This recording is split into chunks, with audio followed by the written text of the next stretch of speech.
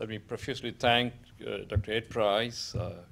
Mark Hasse, Elsa Murano, Alan Sams, and of course my dear friend Julie Borlaug. It's really a delight to be here in the Borlaug Institute. Last I was here was the memorial for Dr. Borlaug, and I'm really delighted to be back in here. I'm going to talk a little bit about, for about 16 years, how we evolved certain approaches in addressing development needs internationally. Sathguru has introduced by Elsa, we've been in existence for about 25 years and primarily started our efforts in Asian region, but stretched over to other parts of the world in Africa and some of the Pacific region as well. And with a little bit about our people, we have about 200 professionals with diverse skills. We focus on two major areas of agriculture and healthcare across the world with presence in about 18 countries, primarily as a global mission for us. And we engage very extensively with the land grants in this process there, where we see a huge amount of multidisciplinary talent that can really provide great value to the whole world there. And that's a single most value factor we see in a land grant mission there. Cornell in India, Sathguru engagement dates back to 94, 95. Initial engagement related to basically exploring ways in which India can gain, that was the time, transitionary time in India, where we moved from a controlled economy to open economy. And we had a number of limitations. We had no intellectual property laws at that point of time. We had very limited people who were really engaged globally at that point of time, and compensating them was a challenge there. So our idea was to look at affordable technologies that can really gain, that can provide gains to people who really are needing support in agriculture and healthcare. And that's why we felt that the interdisciplinary approach of land grant could be a great source of value there. And that's why we started. And the whole reality was that when we looked at technologies, we knew there were great value in such technologies, but they were not really directly relevant for delivery in Indian context. As indicated, the affordability factor was an important element. And therefore, we looked at models which could really help us to localize these technologies and make them relevant for adoption there. And that's where we picked up early stage technologies that were really offshoot of research output from land grant, and then looked at models that could bring it. And we realized that yes, even a land grant like Cornell does not have all the solutions all by itself. So we need to really aggregate technologies from several sources, more than one land grant, some from USDA, some from private sector. So aggregation of technologies was truly relevant, and no university had really a model which could really provide a direct solution there. And therefore, we created a mechanism whereby we could aggregate technologies and then move on to partnering in translational research of those technologies to make them locally relevant. I think that's where we focused a lot of efforts in creating these translational research platforms, which could provide meaningful relevance for technologies and convert them as affordable, commercially adaptable solutions there. So that's where our focus really remained. It took us a pretty long time to constitute the mechanism, work with the mechanism there for us to really successfully translate technologies into solutions there. And in the process, worked with in-country institutions in capacity building. I realized that it's a two-way capacity building process. Cornell gained enormously in this capacity building process, understanding how systems work in different environments there. And it's true for the host country as well. And then we had to aggregate to make this happen, source of funding from several components there. The national program, more and more we have trust in national program. There's a lot of response factor that really complements enormously to international funding sources. And the industry, the corporate sector comes in there. When they see relevance that, yes, this constitutional system can provide affordable solutions, and therefore there's a commercial opportunity for taking products to markets there. So this is where the model is, and the whole effort then was to have this translational research funding platform, just not the core upstream research, but translational research funding platform. We realized that we had to deploy for every dollar invested in core upstream research, at least $3 were needed to translate that into reality into commercially meaningful products and solutions at affordable level. And therefore, our focus was in consolidating this translational research element of that, and work with national centers, both in private and public sector, and then downstream those technologies through licensing to enterprises there.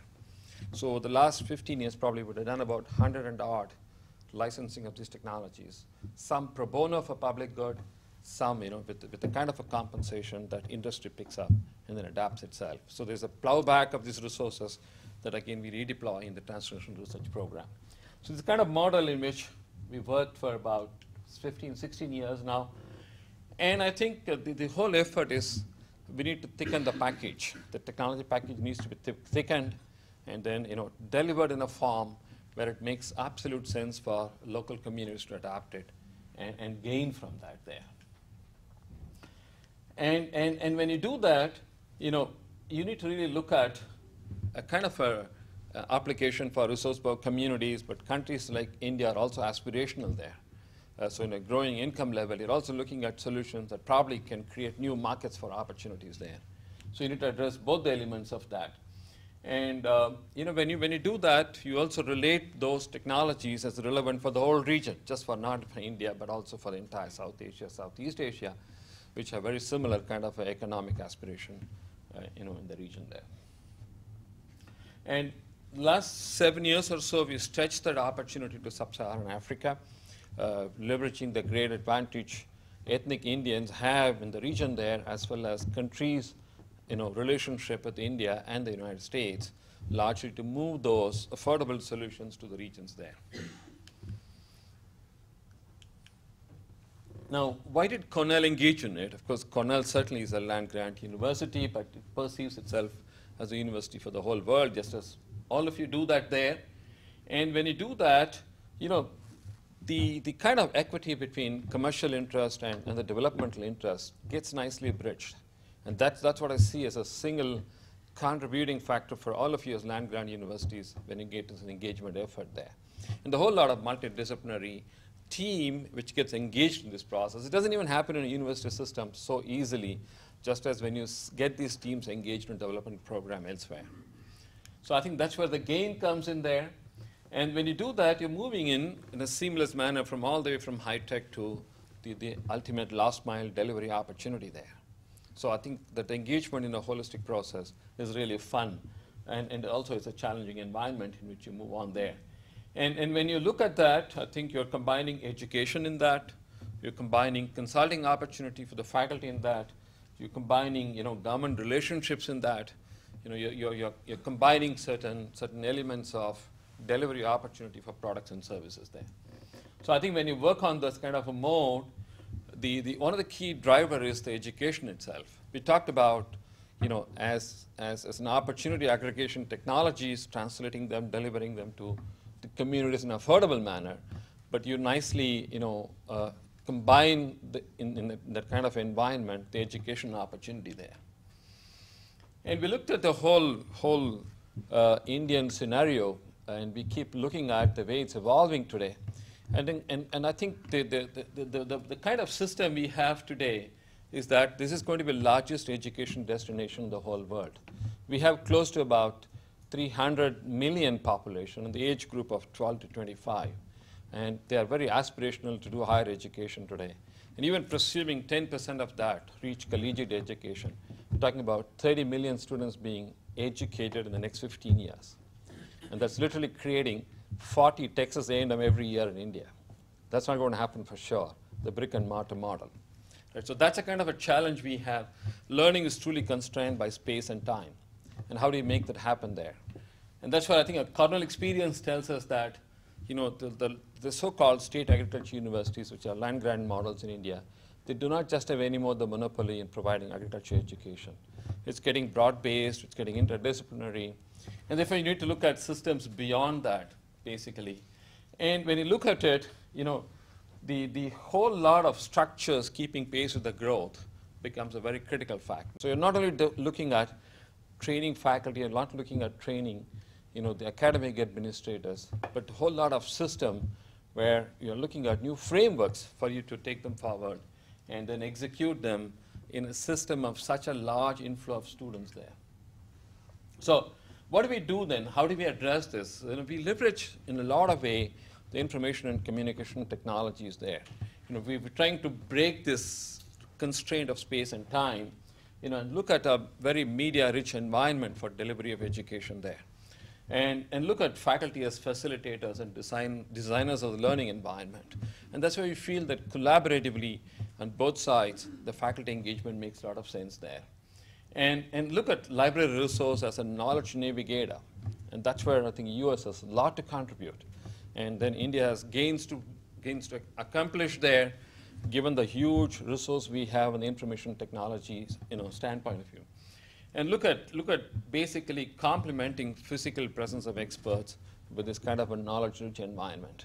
And that's the only way I can address the needs of these 30 million students who are just going to be getting into this collegiate education there. So we've been working on it, looking at kind of a facilitating process. You can see a lot of these students, they go to computers in the public sites and get access to resources which are very important for them in the learning process there.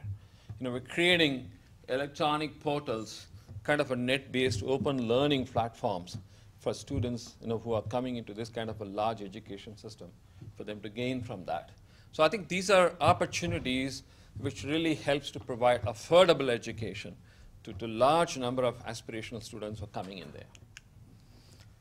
So what are we doing in this process? I think we're co-creating value. We're just not delivering it in India, not delivering it in countries such as China, but bring it back to the United States. The Cornell students gain from it.